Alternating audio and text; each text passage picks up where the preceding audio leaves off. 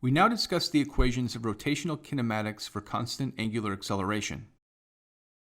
All of the linear variables have angular analogs.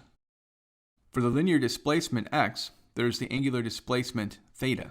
For the initial linear velocity v0, there is the initial angular velocity omega 0. For the final linear velocity v, there is the final angular velocity omega, and for the linear acceleration a, there is the angular acceleration alpha. Finally, the times, t, are the same. The equations for rotational kinematics take a form that is identical to those for linear kinematics, with the linear variables replaced with the corresponding angular ones. For instance, the linear equation v equals v0 plus at corresponds to the angular equation omega equals omega 0 plus alpha t, and so on. Note that, just as the initial velocity appears in each of the linear equations, so does the initial angular velocity in all of the angular equations.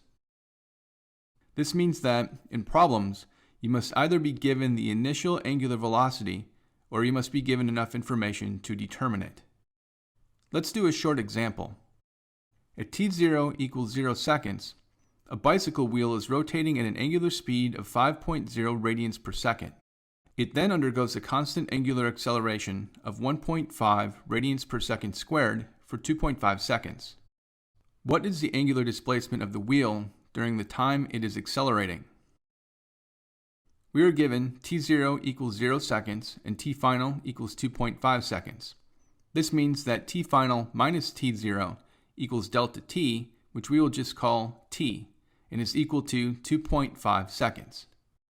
We are also given the initial angular velocity, omega 0 equals 5.0 radians per second, and the angular acceleration, alpha, equals 1.5 radians per second squared. With the givens, and since we are looking for the angular displacement theta, we'll choose the third equation, theta equals omega 0 t plus 1/2 alpha t squared.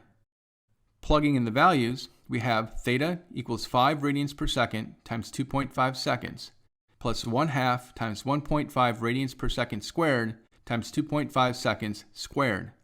This is equal to 17 radians. In summary, for each linear kinematic variable, there is a corresponding angular variable. This results in corresponding angular kinematic equations for constant angular acceleration. These equations are applied using the same problem-solving strategies employed in solving linear kinematic problems.